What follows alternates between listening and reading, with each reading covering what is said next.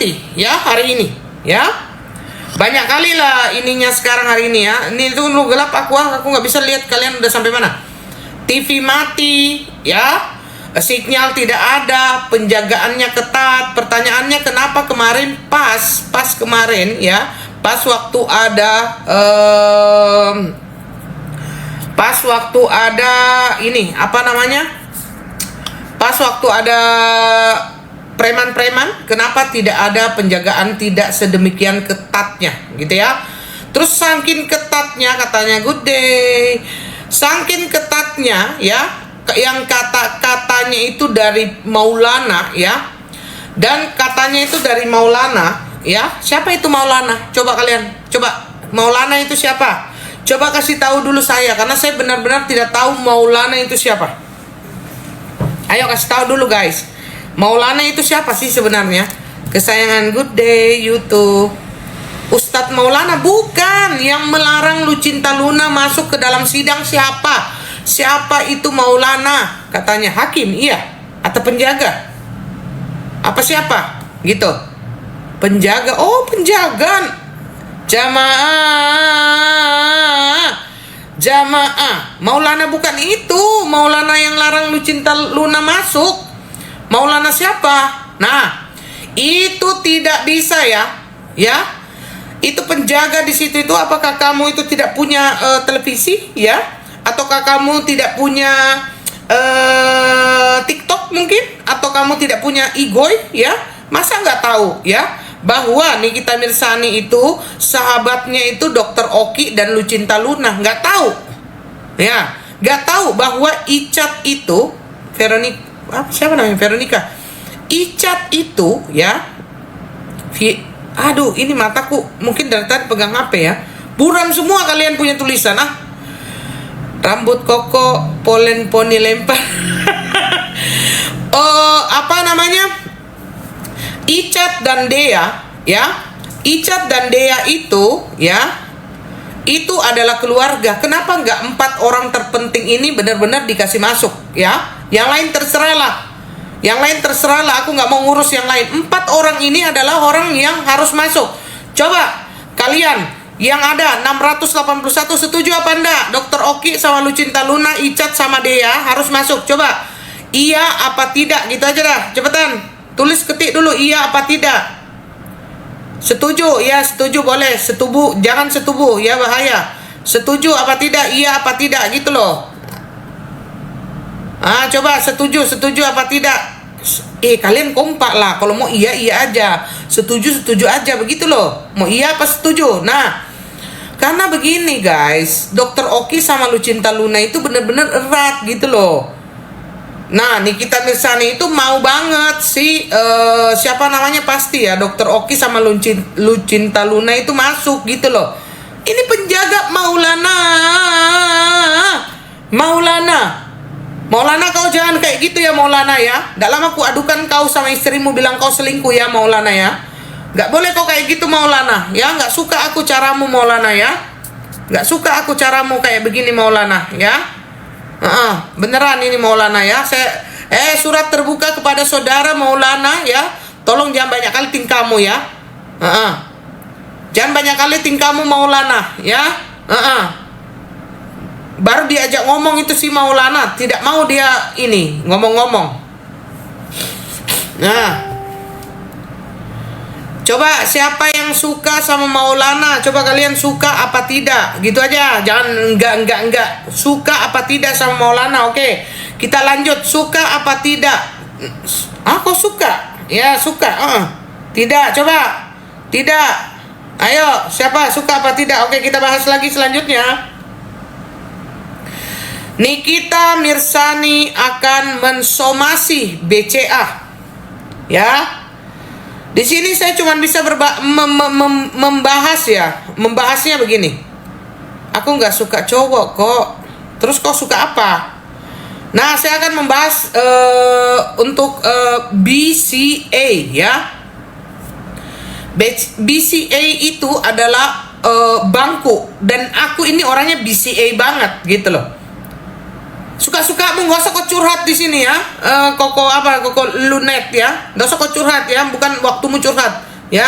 Ini bukan Mama Dede, tapi Papa Maulana, ya. Nah, lanjut. Aku adalah nasabah, ya. Nasabah yang dari awal aku itu punya bank-bank itu, aku orangnya BCA banget gitu loh. Ya kan? Nah, di sini saya mau membedah kasus gitu kan. Membedah kasus tentang BCA, ya. BCA adalah bank yang sangat famous lah, ya kan. Sangat famous di Indonesia ini gitu kan. Tapi BCA dengan kasusnya Nikita Mirzani ini, ya, membuat saya itu kecewa. Jelas, ya. Karena kenapa, ya? Apabila mutasi yang diobrak-abrik itu hanya dikeluarkan yang mengenai permasalahan itu pun masih belum saya benarkan gitu loh. Apalagi dia mengeluarkan kerahasiaan, ya. Kerahasiaan dari nasabah yaitu Nikita Mirzani itu tidak benar dan bikin kita itu khawatir gitu. Thank you Leon. Membuat kita itu khawatir, dak dikduk der gitu, ya kan? Dak dikduk der, ya. Nah, itu kalau dia buka saja masalah Nikita Mirzani itu aja masih penyelewengan gitu loh. Apalagi yang dia buka, yang dia obrak-abrik ini mutasinya Nikita Mirzani. Nah, menurut undang-undang, ya, menurut Undang-Undang 40 pasal perbankan, ya, kerahasiaan dari nasabah itu harus benar-benar diperhatikan, ya. Undang-Undang pasal 40, ya. Undang-Undang pasal 40, ya. Nah, kita bedah, ya. Sesuai kacamata hukum perbankan, rekening nasabah, thank you Yulia. Rekening nasabah dilindungi kerahasiaannya, ya. Itu ada di pasal 40 Undang-Undang Perbankan. Pengecualian hanya bisa dilakukan dengan izin tertulis dari nasabah bersangkutan atau permintaan resmi dari pengadilan. Dan meskipun pengadilan memberikan izin akses rekening, itu bukan berarti, ya, semua transaksi boleh dibacakan yang di ruang sidang terbuka. Kenapa? Why? Alasannya adalah kenapa? Karena Undang-Undang Perbankan mengatur kerahasiaan data dari nasabah. Undang-Undang Perbankan mengatur kerahasiaan dari nasabah. Pembukaan data hanya sebatas yang relevan untuk perkara. KUHP membatasi alat bukti dibuka hanya sesuai dengan kebutuhan perkara. Jadi, kalau pengadilan memberikan akses rekening yang dibuka hanya transaksi terkait kasus, kalau sampai semua histori dibacakan terbuka, itu sudah melewati batas kewenangan dan berpotensi melanggar Undang-Undang Perbankan dan Undang-Undang PDP yang jelas dilindungi privasi nasabahnya. Nah, jadi begini, ya, ini sudah jelas, ya, ini sudah jelas. Kau nggak usah rasis yang ngomong kau Cina. Percuma juga kau pribumi kalau kau nggak bisa speak up kayak saya, ya. Percuma kau jadi pribumi kalau kau nggak bisa speak up. Mendingan kau diam aja, ya. Diam, nggak usah kau rasis di sini, ya. Nggak usah kau rasis, ya. Daripada kau mengaku diri yang paling Indonesia tapi kelakuanmu nggak pernah Indonesia, ya. Mendingan saya mataku sipit tapi saya Indonesia. Galaknya enggak itu loh Cina terus dari tadi. Ya kan? Oke, kita lanjut lagi. Nggak sunat. Kata siapa aku nggak sunat? Kau pernah lihat? Orang punyaku simetris sekali punyaku. Udah aku sunat. Bentuknya itu udah bukan burung-burung biasa. Bentuknya itu burung Raja Wali. Lanjut. Oke. Nah, ini membuat, ya.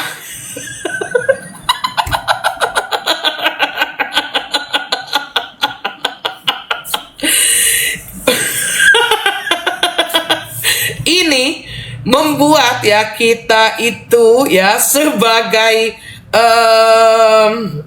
nasabah itu ya apa namanya kayak jantungan gitu ya, kebut-kebut gitu ya, kebut-kebut kita sebagai ini ya, sebagai nasabah itu ya.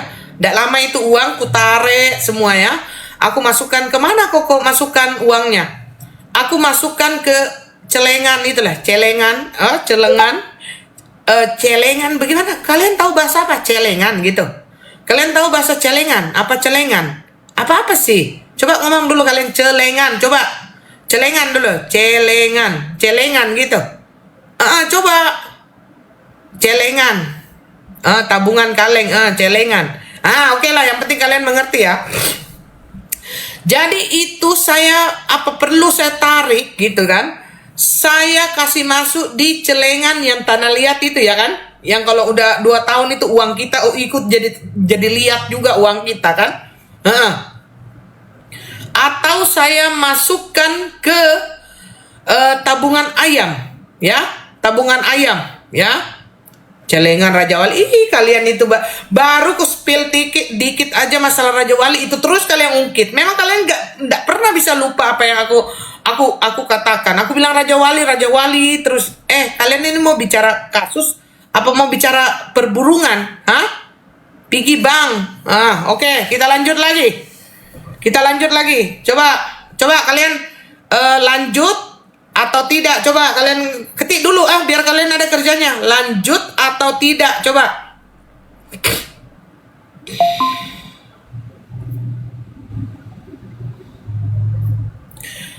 Oke, kita lanjutkan lagi ya. Sidang hari ini dari saksinya Doktip ya. Kira-kira ini tidak daripada ngomongin burung, apa sih? Kita ngomong ya untuk saksi Doktip ya, saksi Doktip apa? Saya rangkum ya. Burung apa kok? Burung terus banyak. Kalian mau bahas coba kalian Doktip atau burung? Coba kalian ketik dulu. Coba aku mau lihat kalian mau bahas Doktip atau burung? Bahas Raja Wali aja.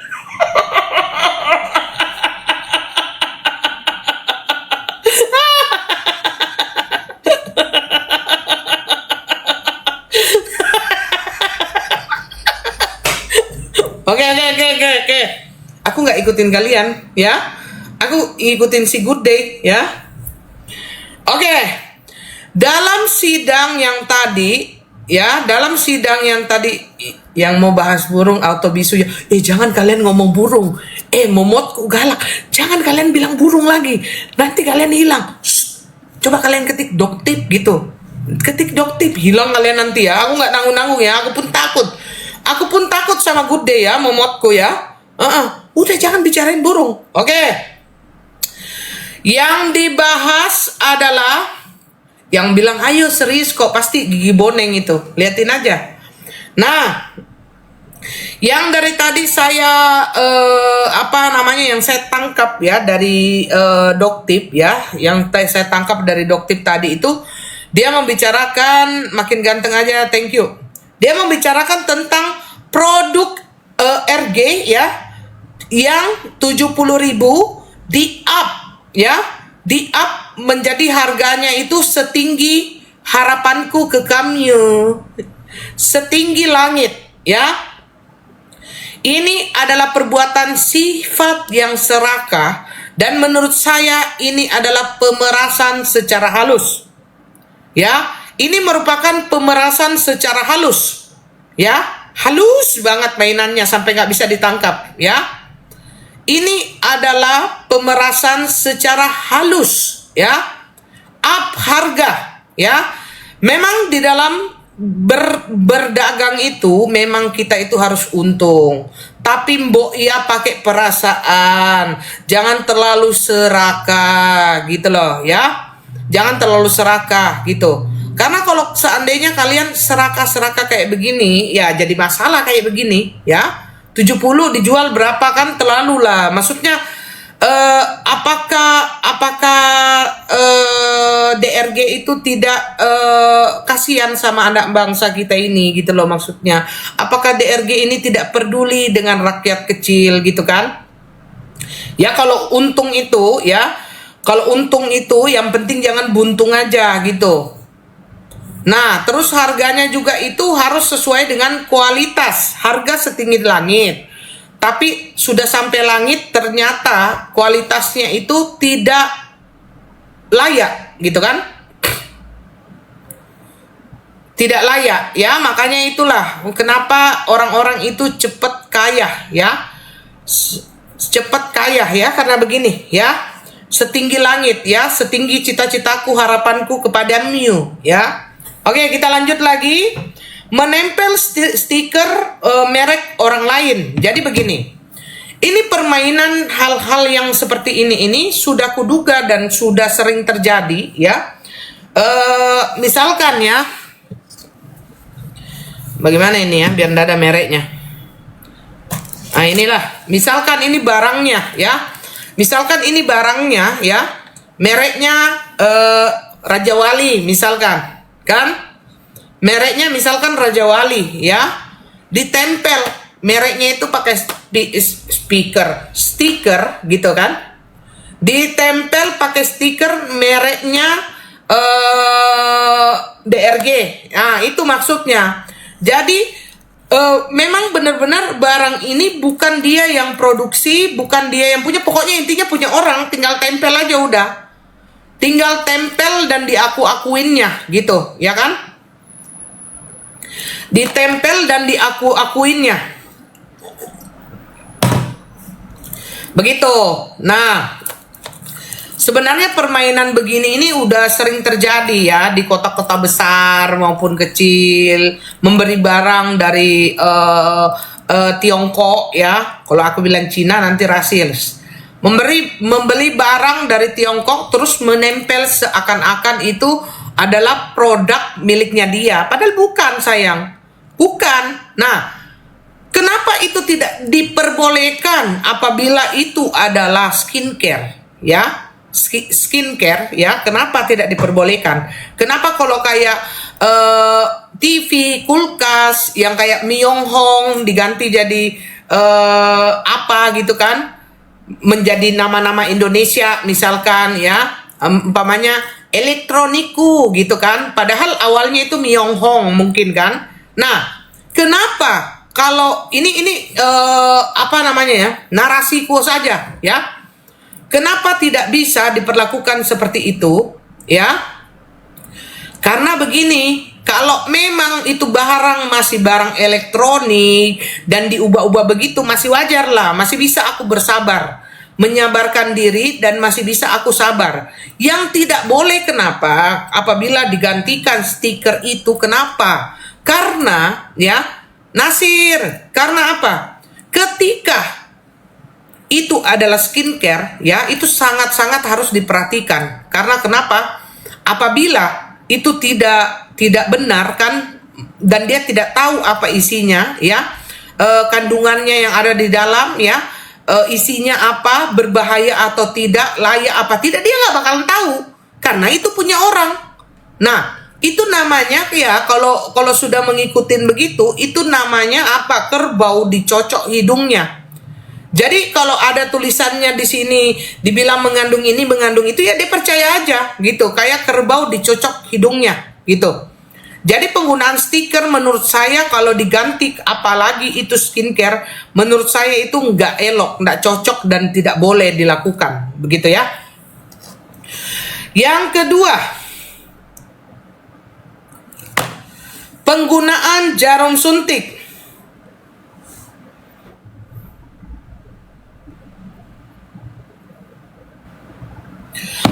Penggunaan jarum suntik ya, yang sangat berbahaya, yang harus diuji ya, yang harus diuji, harus dilakukan oleh orang-orang yang profesional gitu ya.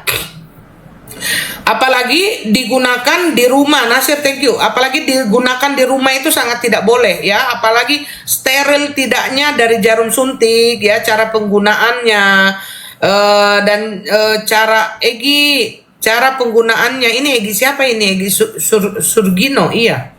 Penggunaannya ya itu harus tepat sasaran ya. Apalagi dia kalau pas dipakai itu, misalkan dipakai itu apabila dia apa namanya ya, salah suntik ya, salah suntik dan akhirnya itu mengenai tidak kena pembuluh darah terus membengkak, terus pembuluh darah berbahaya, terjadi kerusakan di pembuluh darah, itu sangat bahaya ya. Apalagi kalau penggunaan jarum suntik itu ya, kok hari ini jangan sabar, belum sampai situ aku. Apalagi penggunaan jarum suntik yang berlebihan, jarum suntik yang benar-benar tidak diawasin, apalagi dipakai orang bergantian, itu adalah salah satu yang salah satu yang membuat virus HIV itu menyebar ya. Penggunaan jarum suntik ya bergantian. Nah, itu ketiga alasan yang membuat Doktip itu marah kepada DRG selama ini. Kalian follow dulu kalian, capek kali aku cuap-cuap, kalian gak ada yang follow ini. Cepetan, 527 siapa yang belum follow ya, tahu diri kalian ya. Coba yang belum follow angkat kaki aja. Kok pakai celana pendek ya? Gak usah kau lihat kaca ya, kau lihat mukaku aja. Kok nggak usah lihat pahaku ya. Udah follow kok dari lama. Yang belum aja, yang belum follow ya, pergilah kalian ya kalau kalian belum follow ya. Oke, kita lanjut lagi ya. Yang saya bahas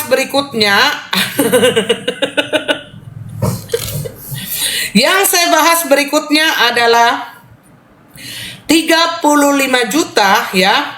35 juta yang SS diberikan tanpa diminta gitu kan, yang dikatakan ikhlas tetapi dijadikan senjata untuk menjadikan untuk Nikita Mirzani dalam dia membantu temannya DRG ya.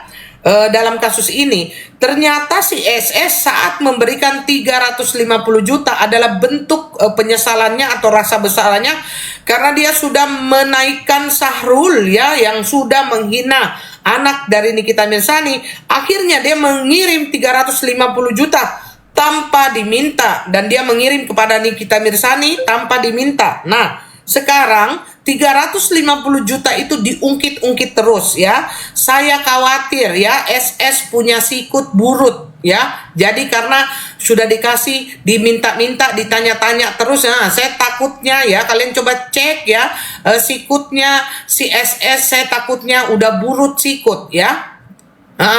Saya takut SS udah burut sikut. Tahu kalian bahasa burut sikut? Tahu kalian? Burut sikut, tahu nggak? Kalau nggak tahu ya aku Atun Momo langsung ke ini ya, ada lapis legit. Tahu nggak? Itu loh burut sikut. Kalau kita udah kasih, kita minta kembali. Kalian nggak ada kalian tahu-taunya memang ini ya. Belum tahu kok. Itu loh kayak kalau orang kita dikasih terus kita minta kembali, itu loh. Tak tahu sih, memang gak gaul kalian ya. Borok sikut bukan, burut sikut. Kalau kita udah borok sikutan, iya tahu. Yang lain ini nggak tahu ini. BODO kalian gini ya. Memang BODO kalian. Nggak ada kalian tahu memang ya. Aduh.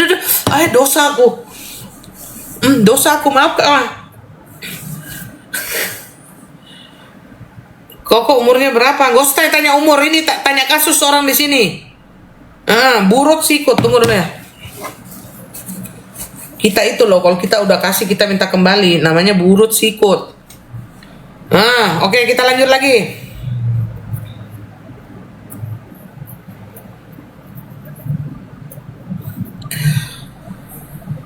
Panjang lidah, bukan. Kalau kita udah kasih terus kita minta kembali, namanya itu burut sikut. Timbilin kok. Kalau di Jawa ya udah timbilin aja ya. Nggak tahu bahasa apapun itu burut sikut. Bahasa apa itu burut sikut? Bahasa Makassar? Iya. Iya, di daerahku kok kan burut sikut. Iya. Burut sikut. Koreng nggak ada hubungannya dengan koreng. Kalian nggak ngerti-ngerti kalian ini memang.